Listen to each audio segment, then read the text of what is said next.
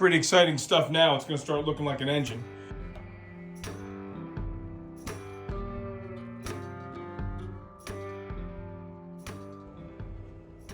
Well, look where we've gotten. I'm going to mess around with the cylinder head here. I did the other head the other day. I just kind of was in a work mode and didn't really, quite honestly, feel like setting the camera up and all that jazz. So I just kind of went through, made sure all the springs are clean, put on new valve seals, and made sure that the valve seats aren't all corroded, etc. These heads have been gone through. I'm lucky enough to have received these from Yoland several years ago when he kind of donated that block that we're building. I don't think these heads have ever been run since he's had them gone through. Not really even sure who did them for him. But for some reason, he wasn't really happy with what was done to them. This head over here, they've done some really pretty rudimentary welding on the exhaust ports because obviously we had a problem. Again, these are heads we have in stock and we're lucky enough that they've been gone through, but long enough ago that I have the new valve seals, so why not use them? So that's what I'll do now. The goal today is to, quite honestly, maybe under that bag is that motor, is to get the heads on. Again, we don't pretend to be a, what do you call those? A how-to channel. We just say how we. So I'm just gonna pull the valve springs off here. Quite honestly, I have the head sitting on a body bushing. Pull the valve spring off. This is the valve seal that's coming out of here. You know, why wouldn't I just use the new ones? Yeah, see, here's the valves. This is kind of a, you know, they're used. You could definitely tell they've been run. You know, you can tell they've been cleaned up. So this is good. This is a big, big plus for us here. You know, the valve seats have been cut. So this is a big plus for this motor, that we have relatively fresh heads. So this valve is also in very, very nice shape. It's obviously been cleaned up on a valve grinding machine, but look at the corrosion on the end of the stem here. See, it's a little chunky. So we're gonna just take some good old-fashioned grit paper here. We're gonna just clean this up a little bit. And what I do in this case, if there's a little bit of rust on the valve seat, I go to my trusty Brasso and I just do a little bit of a lapping procedure. You know, a suction cup game. I got myself a nice new one from the local auto parts place. You suction cup on here, right? You guys have seen this happen, and you just kind of zip this thing like that. So this is all cleaned up. Put the valve back in there, nicey. Slide it on. Sometimes I take a little longer socket and I just have to kind of encourage it to go over the end a little bit. And this one is, there it goes, nice and nice. Okay. So there's a valve seal installed. So we have a valve with a stem cleaned up and a valve seat cleaned up and a valve stem seal replaced and the spring back in. Yeah, see, we got a couple little pieces of dirt and nuggets in there.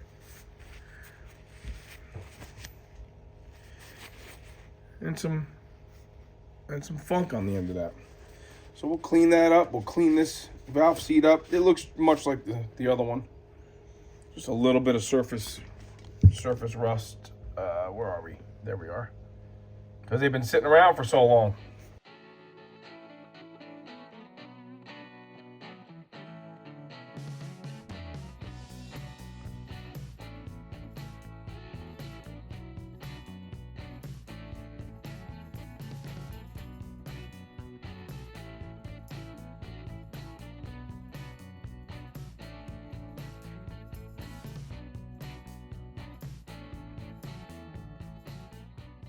We're gonna put the heads on right now. Now, Felt Pro is the gasket set I bought.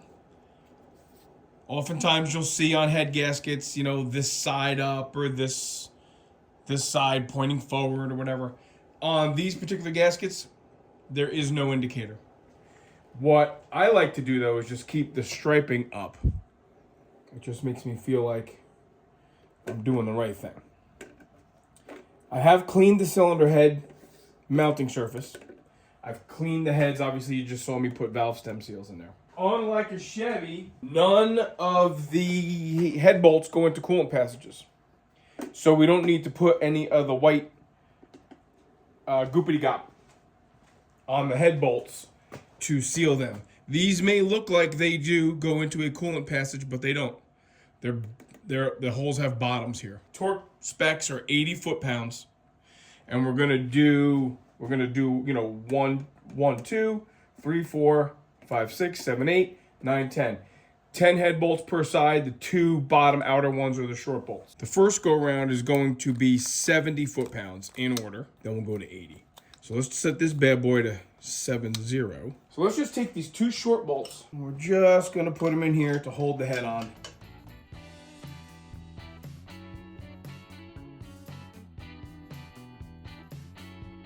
So 1, 2, 3, go towards the front, 3, 4, 5, 6, 7, 8, 9, 10. We'll do the same thing over here, starting in the middle.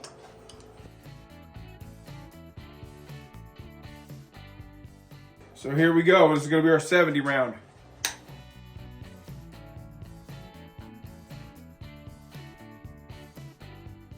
Gotta start plugging some more holes in here. Gonna pour a little bit of oil down each lifter bore. The other night, I came down here, I guess it was over the course of 2 nights, and I disassembled every single lifter. I took the check ball out, cleaned the spring. I did all that because some of these lifters were just plain stuck.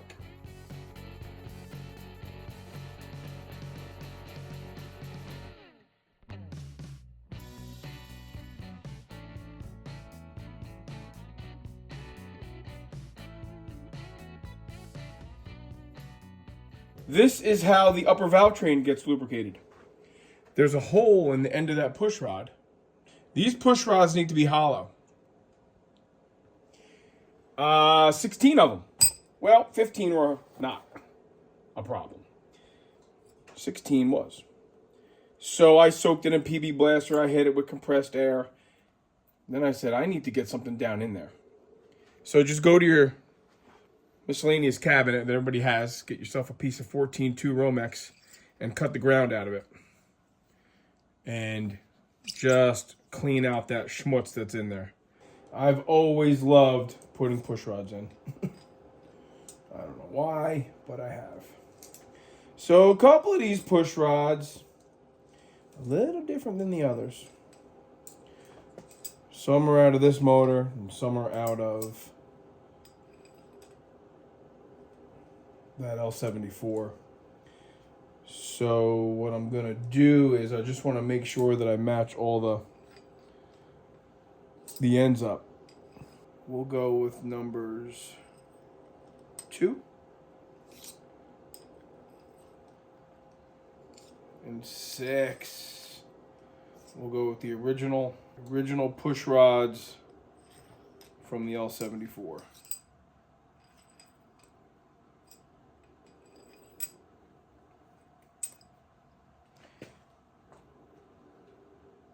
And now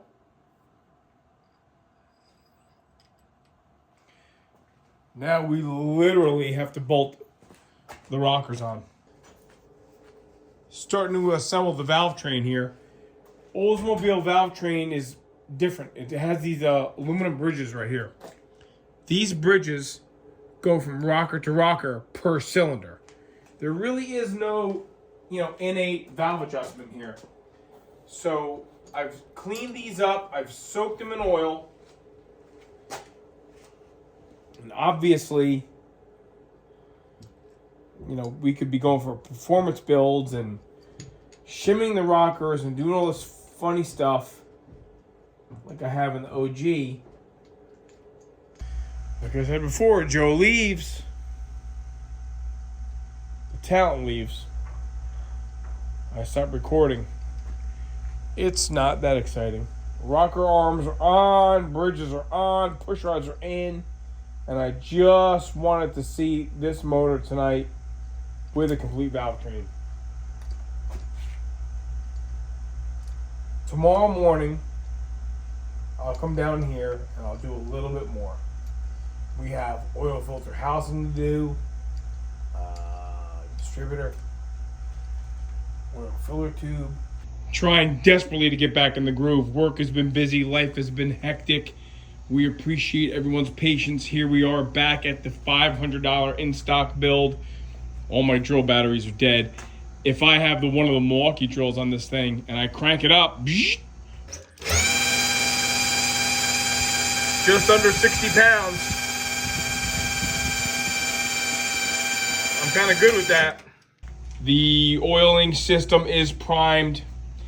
I guess what I'm gonna do now is I'm gonna put the intake manifold on it. We're gonna start making this thing look like a motor real quick here. All right, a few steps closer. We have the intake manifold on and I have the valve covers on.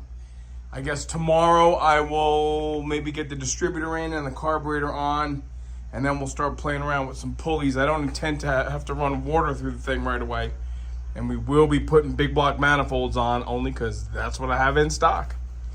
So far, so good, I guess. Again, my apologies for not getting on this a little bit quicker, getting a little bit more done with the time I have, but such is life, right? That's a pretty good golden nugget right there. And we're leaving the patina look. Don't know that there's room in the budget for Oldsmobile 350 gold paint.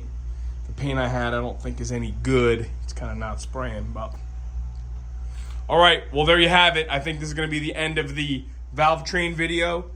I want to thank everybody for watching. I really appreciate your patience. Joe and I appreciate your patience. Lots of little things to do here. Going to clean up the shop like I like to do. And we'll be back with you when this thing really starts looking pretty complete.